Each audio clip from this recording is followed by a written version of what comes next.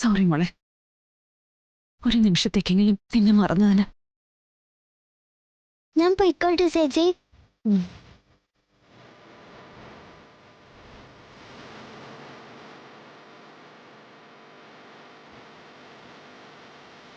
വിഷ്ണുവേട്ടാ, ഷാലിനിക്കിനി ഇടർച്ച ഉണ്ടാവില്ല.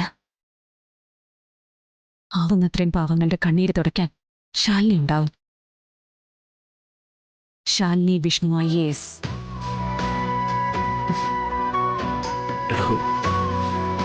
താൻ തന്നെയല്ലേ പറയാറ്, മറ്റുള്ളവരുടെ ജീവിതത്തിന് വേണ്ടി ജീവിക്കുമ്പോഴേ നമ്മുടെ ജീവിതത്തിന് അർത്ഥം ഉണ്ടാവുള്ളൂ എന്ന്. ആ, ഒരു കാര്യം മറന്നോ? എന്താ?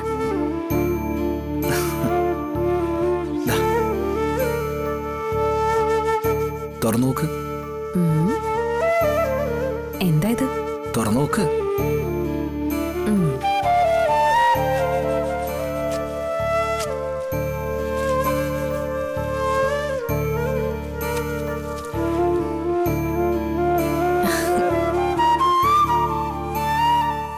അതെ, ഇതുകൊണ്ട് ഇപ്പോഴൊന്നും എഴുതി കളയരുത്.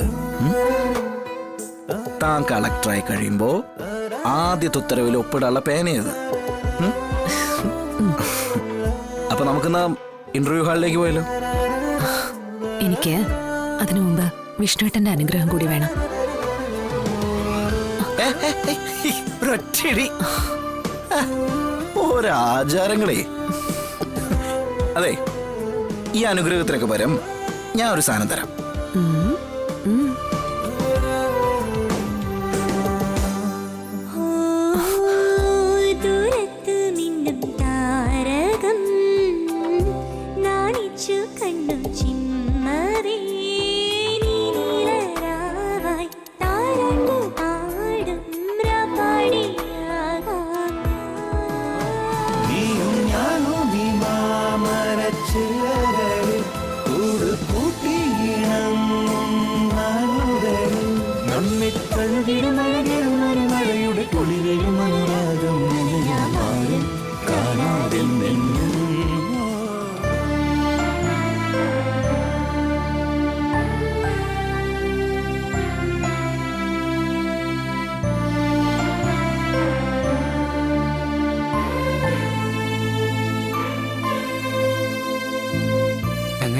കുഴപ്പമില്ലായിരുന്നു എന്ന് തോന്നുന്നു. എളുപ്പായിരിക്കും. എളുപ്പ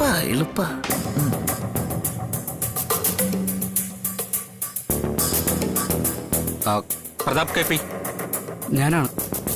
കയറിക്കോളൂ. കാൻഡിഡേറ്റ് അല്ലേ? അതെ. Call letter കൊണ്ടുവന്നിട്ടുണ്ടോ?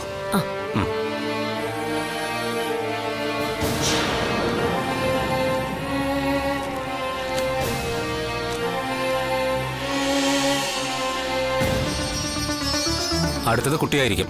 ഇവിടെ വെയിറ്റ് ചെയ്തോളൂ. അവിടെ ഇരിക്കേ.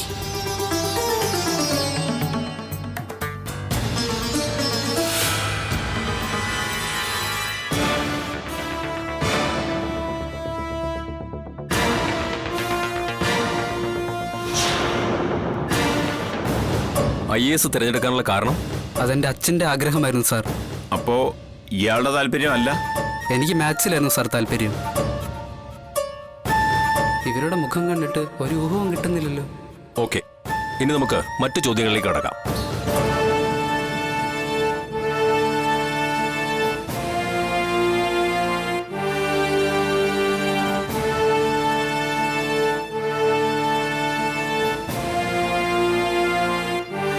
വിഷ്ണുവേട്ടാ, ഇരിക്ക്.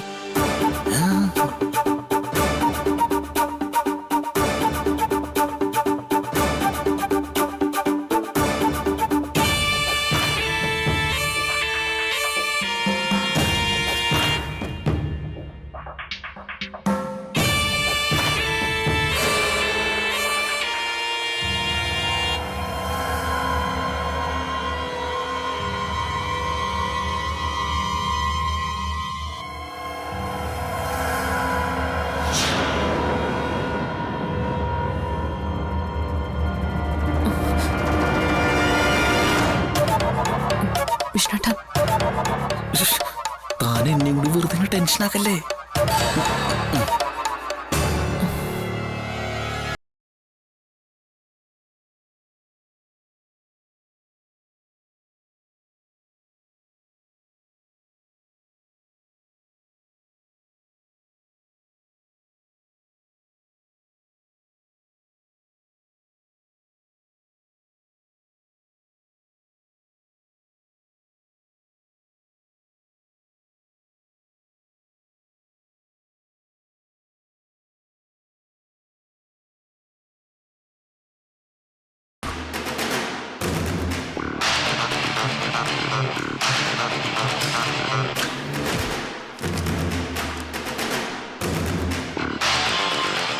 എന്റെ ഈശ്വര, ശാലിനിയുടെ ശാരദാമ്മയുടെ ഒക്കെ സ്വപ്നം നിറവേറ്റി കൊടുക്കണേ. മെയിൻ പരീക്ഷയിലെ പോലെ ഇന്റർവ്യൂവിലും ശാലിനിക്ക് ടോപ്പ് റാങ്ക് തന്നെ കൊടുക്കണേ.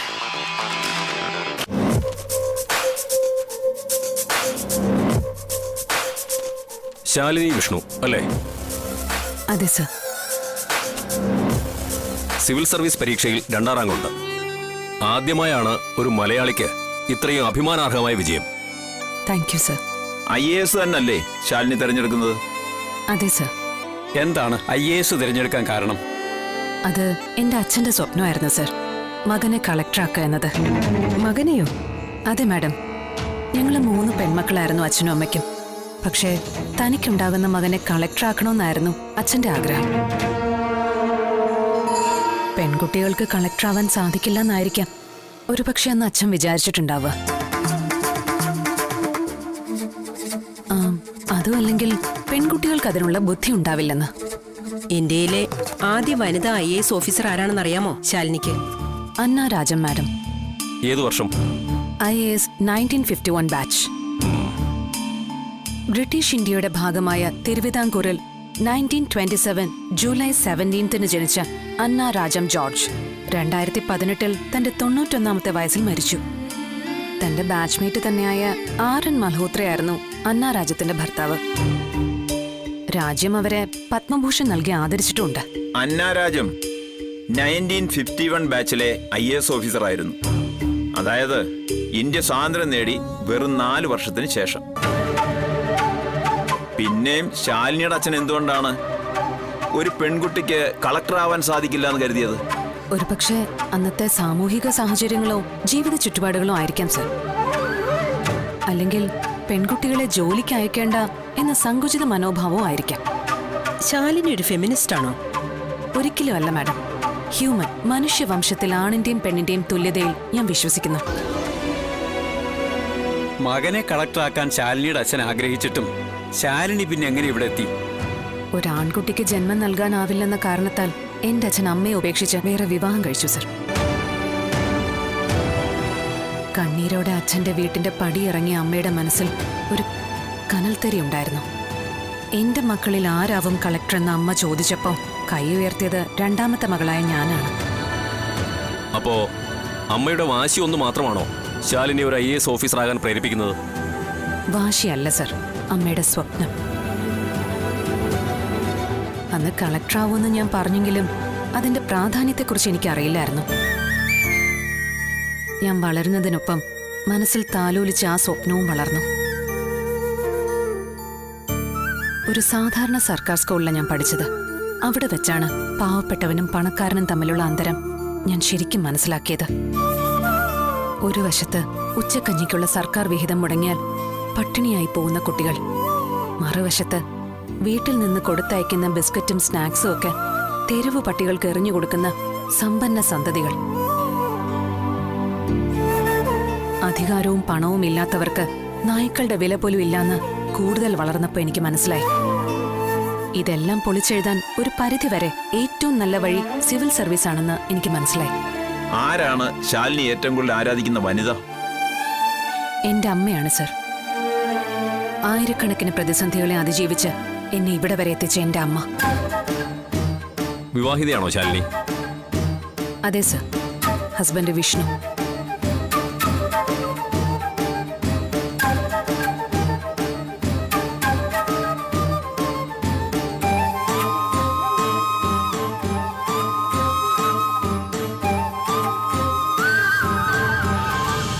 ശാലിനി കളക്ടറായി കഴിയുമ്പോൾ ഭർത്താവിനൊപ്പം ഒരു ഫംഗ്ഷന് പോയെന്നിരിക്കട്ടെ. ഒരു കളക്ടർ എന്ന നിലയിൽ ശാലിനി ആയിരിക്കും കൂടുതൽ ബഹുമാനിക്കപ്പെടുക, പോലീസ് സല്യൂട്ട് ചെയ്യുക. അത്തരം ഒരു സന്ദർഭത്തെ എങ്ങനെ മാനേജ് ചെയ്യാമെന്ന് ശാലിനി കരുതുന്നു? ഇതിന്റെ ഉത്തരം ഞാൻ നേരത്തെ പറഞ്ഞതാണ് സർ. സ്ത്രീ പുരുഷ സമത്വത്തിലാണ് ഞാൻ വിശ്വസിക്കുന്നത്. ഇത് എന്റെ മാത്രം വിശ്വാസമല്ല, ഭാരതീയ സംസ്കാരത്തിന്റെ അടിസ്ഥാനം തന്നെ അതാണ്. അതെങ്ങനെ മനസ്സിലായില്ല? അർദ്ധനാരീശ്വരൻ, പാതി പുരുഷനും പാതി സ്ത്രീയുമായ ഈശ്വരൻ. ആ ഈശ്വരനാണ് ഏറ്റവും ശക്തിയുണ്ടെന്ന് നമ്മൾ സങ്കല്പിക്കുന്നത്. ഒന്നിന്റെ കുറവ് മറ്റൊന്ന് പരിഹരിക്കുമ്പോഴാണ് പൂർണ്ണതയുണ്ടാവുന്നത്. ശാലിനി ഈശ്വരവിശ്വാസിയാണോ? തീർച്ചയായും. ഞാൻ വിശ്വസിക്കുന്ന ഈശ്വരനെ ചിലർ പ്രപഞ്ചശക്തിയെന്നും മറ്റു ചിലർ പോസിറ്റീവ് എനർജി എന്നും വിളിക്കുമെന്നും മാത്രം. ഈശ്വര വിശ്വാസവും നിരീശ്വരവാദവും സംബന്ധിച്ച ഒരു പൊതു തർക്കം കളക്ടറായ ശാലിനിക്ക് മുമ്പിലെത്തിയാൽ ആരുടെ പക്ഷത്തായിരിക്കും ശാലിനി? ഞാൻ മനുഷ്യന്റെ പക്ഷത്തായിരിക്കും. മനുഷ്യന് വേണ്ടിയാണ് ഈശ്വരൻ. മനുഷ്യന് ഉപകരിക്കാത്തതൊന്നും ഈശ്വരനും അല്ല. അതവിടെ നിൽക്കട്ടെ. ശാലിനിയുടെ ഈ അർദ്ധനാരീശ്വര സങ്കല്പമൊന്നും ഭർത്താവിന് ദഹിച്ചില്ലെങ്കിലോ? വിഷ്ണു നിൽക്കുമ്പോൾ ശാലിനിയെ മറ്റുള്ളവർ കൂടുതൽ ബഹുമാനിക്കുന്നത് ഒരു കുറച്ചിലായിട്ടാണ് തോന്നുന്നതെങ്കിലോ? നമ്മൾ ഏറ്റവും തീവ്രമായി ആഗ്രഹിക്കുന്നത് നടപ്പാക്കി തരാൻ പ്രകൃതി തന്നെ സാഹചര്യം ഒരുക്കി തരുമെന്നല്ലേ സർ? പൗലോ കോയിലോ എഴുതിയത് മാത്രമല്ല, ഭാരതീയ ദർശനത്തിലും അതുണ്ട്. പഞ്ചഭൂതങ്ങൾ നമുക്ക് തുണയാകും. അങ്ങനെ പ്രകൃതി എനിക്ക് തുണയായി തന്ന ആളാണ് സർ എന്റെ വിഷ്ണുവേട്ടൻ.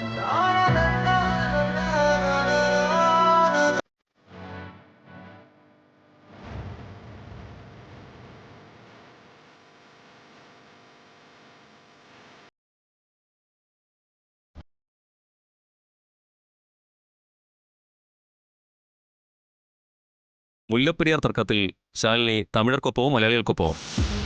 ഇന്ത്യ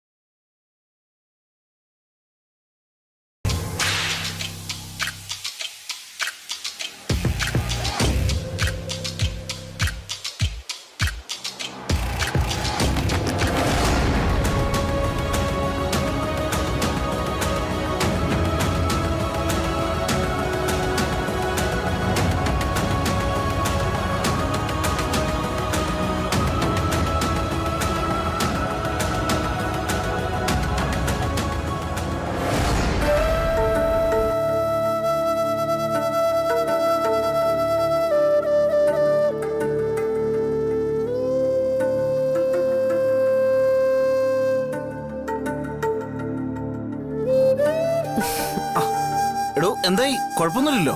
കുഴപ്പമില്ലായിരുന്നു. എന്ന് വെച്ചാ എല്ലാ ചോദ്യത്തിനും ഉത്തരം പറഞ്ഞു അല്ലേ? ആ, എനിക്കറിയാവുന്ന പോലെയൊക്കെ പറഞ്ഞു. അപ്പൊ കിട്ടും അല്ലേ? അങ്ങനെ തന്നെ പ്രതീക്ഷ. എന്റെ ഭഗവാനെ. അല്ല, അപ്പൊ ഈ റിസൾട്ട് എങ്ങനെ അറിയാ? അതൊക്കെ അവര് പിന്നീട് പബ്ലിഷ് ചെയ്യേയുള്ളൂ. അതിപ്പോ എന്തിനാ? ഞാനിപ്പോ തന്നെ കയറി ചോദിച്ചിട്ട് വരാലോ. അത് ശരി. വിഷ്ണുട്ടാ, അതൊന്നും പറ്റില്ല. അതെന്താ?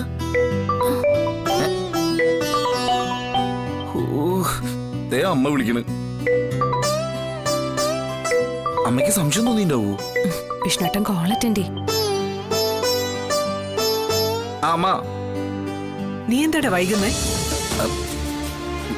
ഞാൻ പറഞ്ഞില്ലേ അമ്മ, വണ്ടി റിപ്പയർ ആയ കാര്യം. എന്നിട്ട് അത് നന്നാക്കിയില്ലേ? നന്നാക്കിയിട്ട് ഇപ്പൊ തിരികെ കിട്ടിയുള്ളൂ. എന്നാ അവിടെ എവിടെയും ചുറ്റിത്തിരിയാതെ നീ വീട്ടിലോട്ട് വാ പെട്ടെന്ന്. എന്താ അമ്മ, എന്തെങ്കിലും അത്യാവശ്യമുണ്ടോ? വരാൻ പറഞ്ഞ വന്നാ മതി. ഒരു കഷ്ടമാണ്.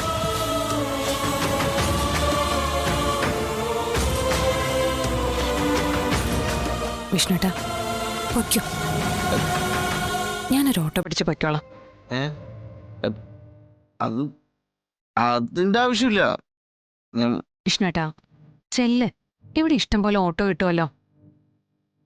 ഇനിയും താമസിച്ചാ സത്യമ്മയ്ക്ക് എന്തെങ്കിലും സംശയം തോന്നും.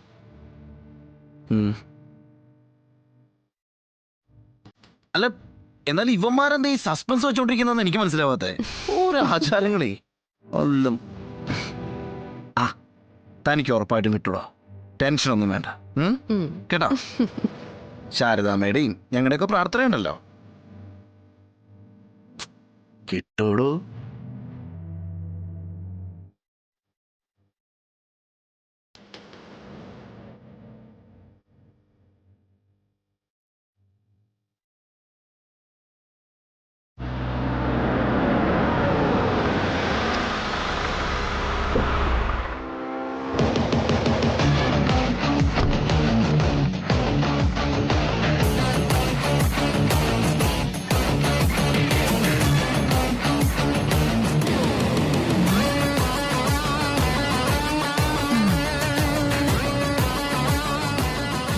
Help you.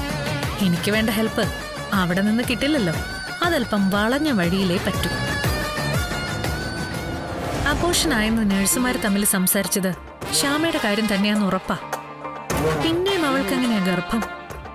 ഈ ഹോസ്പിറ്റലിൽ വെച്ച് തന്നെ എന്തോ കള്ളക്കളി നടന്നിട്ടുണ്ട്. ആ ഡോക്ടറാണെങ്കിൽ അതിന് ചൂട്ട് പിടിച്ചു കൊടുക്കേ. ആരൊക്കെ ഒത്താശ ചെയ്താലും ശരി, ഞാൻ ഇന്നത് കണ്ടുപിടിക്കും.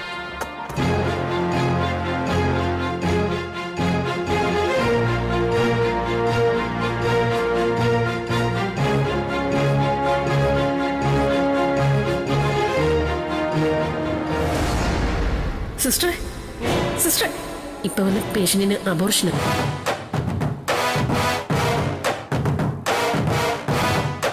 ആ, തേടിയ വള്ളിയാണല്ലോ നടന്നു വരുന്നത്. ആ വിദ്യ, ഒരു മിനിറ്റ്. എന്നെ മനസ്സിലായില്ലല്ലേ? സോറി, എനിക്ക് മനസ്സിലായില്ല.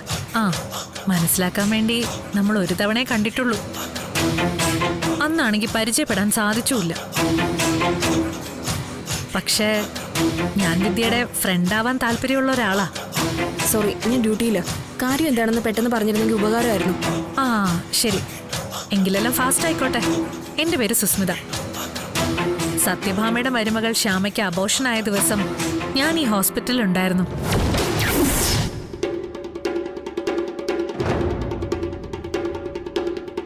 അന്നിവിടെ സംഭവിച്ചത് എന്താണെന്ന് അറിയാൻ വേണ്ടിയാ ഞാൻ വീണ്ടും വന്നത്. ഒരു ദിവസം തന്നെ 100 കണക്കിന് കേസുകൾ ഞങ്ങൾ അറ്റൻഡ് ചെയ്യുന്നുണ്ട്.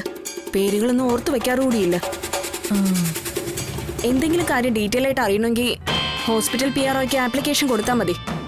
അഡ്മിനിസ്ട്രേഷനിൽ നിന്ന് ഒഫീഷ്യലായ മറുപടി കിട്ടും. അങ്ങനെ ഒഫീഷ്യലായ ഒരു മറുപടി അല്ല എനിക്ക് വേണ്ടത്. സംഭവിച്ചത് എന്താണെന്നറിഞ്ഞാൽ മതി. വാ, നമുക്കത് അങ്ങോട്ട് മാറി നിൽക്കാം. വാ.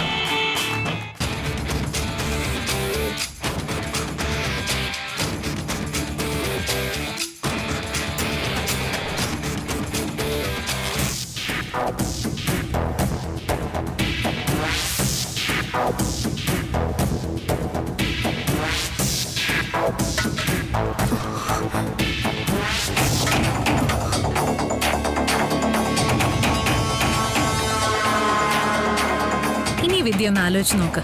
ചിലപ്പോ ഓർമ്മ കിട്ടാൻ സാധ്യതയുണ്ട്. അത് എന്റെ ജോലി പോകും സുസ്മിതേ. അന്ന് നടന്ന കാര്യം പുറത്തു പറഞ്ഞെന്ന് കരുതി വിദ്യയുടെ ജോലി എങ്ങനെയാ പോകുന്നേ? വേണ്ട, എനിക്കൊന്നും അറിയില്ല.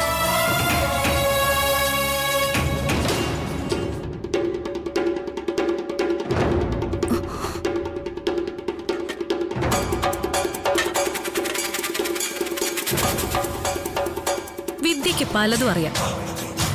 ശ്യാമയുടെ അബോർഷന്റെ കാര്യം പറഞ്ഞപ്പോഴേ വിദ്യയുടെ മുഖം വിളർന്നത് ഞാൻ കണ്ടു. അത്ര വലിയൊരു കള്ളിയൊന്നും അല്ല വിദ്യ. ആ മനസ്സിലൊന്നും ഇരിക്കേയില്ല. സത്യം പറഞ്ഞ ഒരു കുറ്റവാളിയുടെ ശരീരഭാഷയോടെ വിദ്യ ഇപ്പൊ എന്റെ മുന്നിൽ നിൽക്കുന്നത്. ഇയാളുടെ പേര് വിദ്യയാണെന്നും വീട് കായംകുളത്താണെന്നും അച്ഛനും അമ്മയും വിദ്യയുടെ കല്യാണം നടത്താനായിട്ട് നട്ടം തിരിയാണെന്നും ഞാൻ അന്വേഷിച്ചു വെച്ചിട്ടുണ്ടെങ്കിൽ ഞാൻ ഇതിനു വേണ്ടി തുനിഞ്ഞിറങ്ങിയതാണെന്ന് ഊഹിച്ചൂടെ വിദ്യക്ക്? സുസ്മിത ഡോക്ടറോട് ചോദിക്കും, പറയും. ദൈവത്തിന് നമ്മൾ നേരിട്ട് നിവേദനം കൊടുക്കാറില്ലല്ലോ, പൂജാരി വഴിയല്ലേ കാര്യങ്ങൾ നടത്തുന്നത്.